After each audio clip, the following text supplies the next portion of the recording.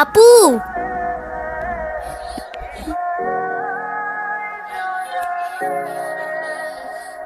আপু তাড়াতাড়ি আয়, ঈশান ভাই আসছে।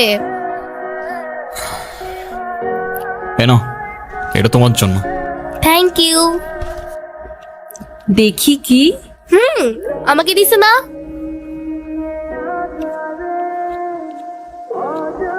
আসসালামু আলাইকুম।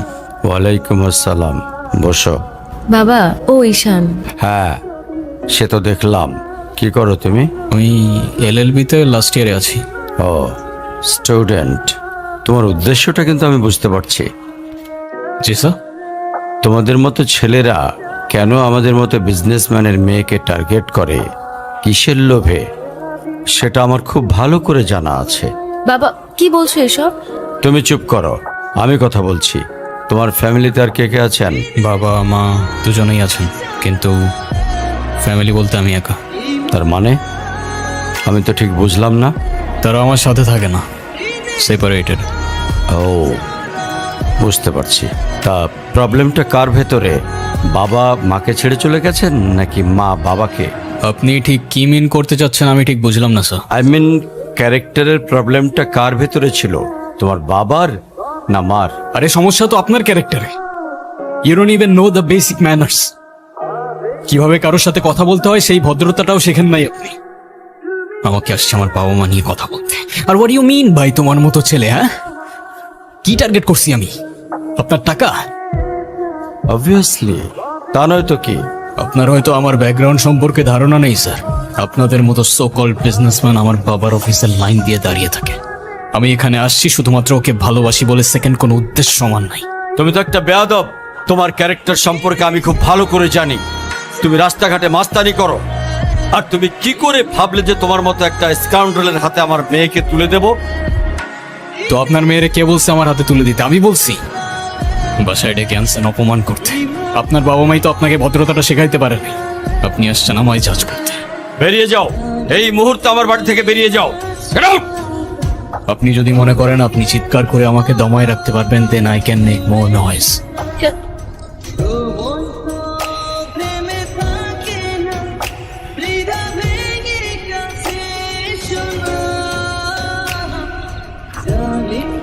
তুমি এটা কেন করলা? ঈশান, আমি তোমাকে বারবার বলছি বাবার সামনে রাগটা একটু কন্ট্রোল করে ভদ্রভাবে কথা বলতে। আমার জন্য এতটুকু করতে পারলা না? আমি বাবাকে অনেক কষ্ট করে ম্যানেজ করছি। তুমি জাস্ট একটাবার কি সরি বলো, সব কিছু ঠিক হয়ে যাবে। আমি কেন সরি বলবো? উল্টা তোমার বাবাকে বলো আমাকে এসে সরি বলতে। ঈশান, ফল্ট তোমারও ছিল। তুমি বাবার সাথে শাউট করছো, আর একটা সরি বলে যদি সবকিছু ঠিক হয়ে যায়, কেন সরি বলবা না?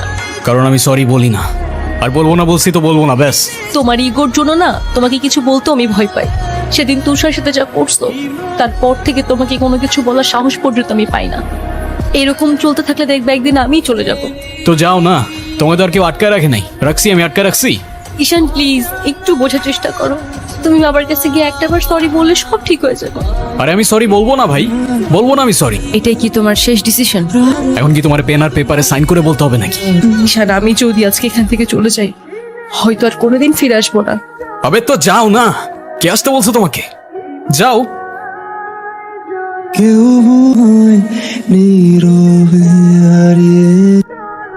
এখন তুমি স্কুল বাঙ্ক করা স্টার্ট করেছো, আবার টিচারকে ফেক গার্ডিয়ানের সাইন দেখিয়েছো।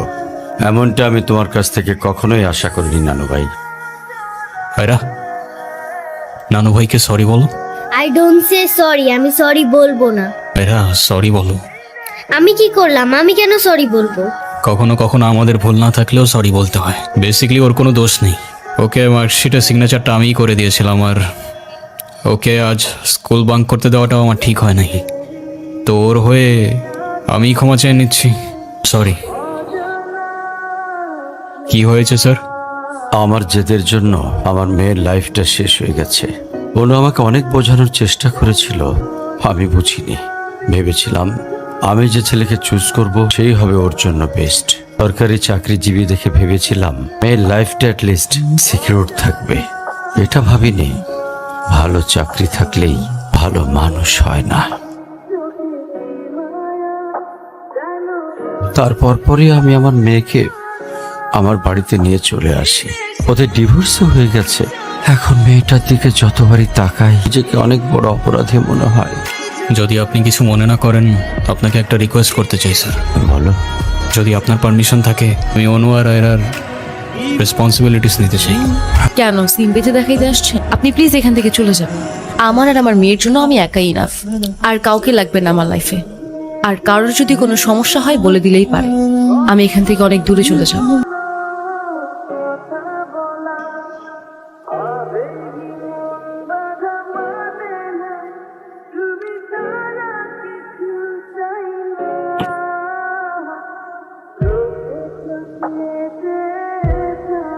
আজকে স্কুলে কেমন পড়াশোনা করলা বাবা? ভালো। টিফিন সবগুলা খাইছিলা? সব শেষ করছো তো? ঈশান, কেমন আছো তুমি? তোমাকে যে কত খুঁজছি আমি। তাই কেন আসেন এখানে বারবার? আপনাকে নাচতে নিষেধ করছি? প্লিজ চলে যান তো, আমাদেরকে একটু শান্তিতে থাকতে দেন।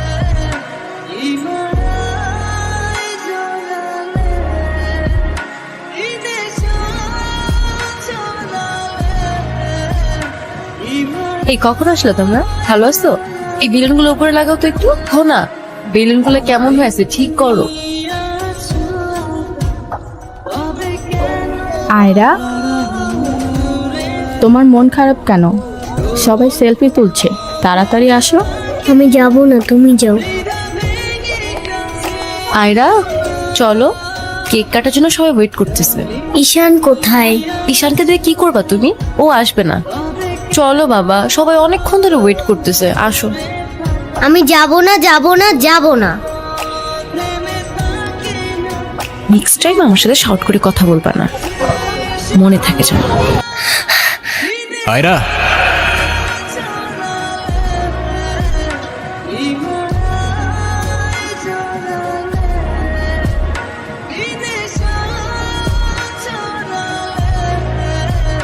হ্যাপি বার্থডে বন্ধু। Thank you. এ কি বন্ধু, তুমি কাঁদছো কেন? কই না তো, কাচ্ছি না তো। ওয়েট, দেখো, এ নাও বন্ধু, একটু মিষ্টি মুখ করে নাও। আপনি আবার আসছেন? এই চলো তো। আস্তে, আমার ব্যথা ওর দোষটা কি অনু? লাগছে। তুমি আমার উপরে জেদ করে ওকে কেন কষ্ট দিচ্ছ? আমার মেয়ে, আমার যা খুশি তাই বলবো, আপনি বলার কি? আর কেনই বা আসছেন এখানে? কেউ না, আমি আর কখনো আসবো না। চলে যাচ্ছি আমি এই শহর ছেড়ে, বহু দূরে। এমনিতেও এই শহরে আপন বলতে তেমন কেউ নেই আমার। শুধুমাত্র শেষবারের জন্য আমার ছোট্ট বন্ধুটাকে দেখতে এলাম। তবে যাবার আগে তোমাকেও কিছু কথা বলার ছিল। বলো। বাবা মা থাকতেও তাদের ভালোবাসাটা কখনো পাইনি আমি। ছোটবেলা থেকে একা একা থাকতে শিখে গেছি।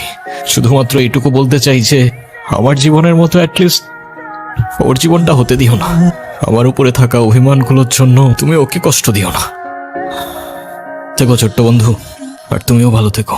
আসি।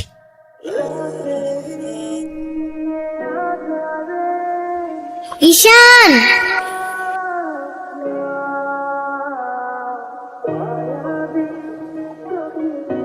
কি?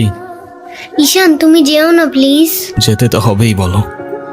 কেন যেতে হবে? প্লিজ থাকো না।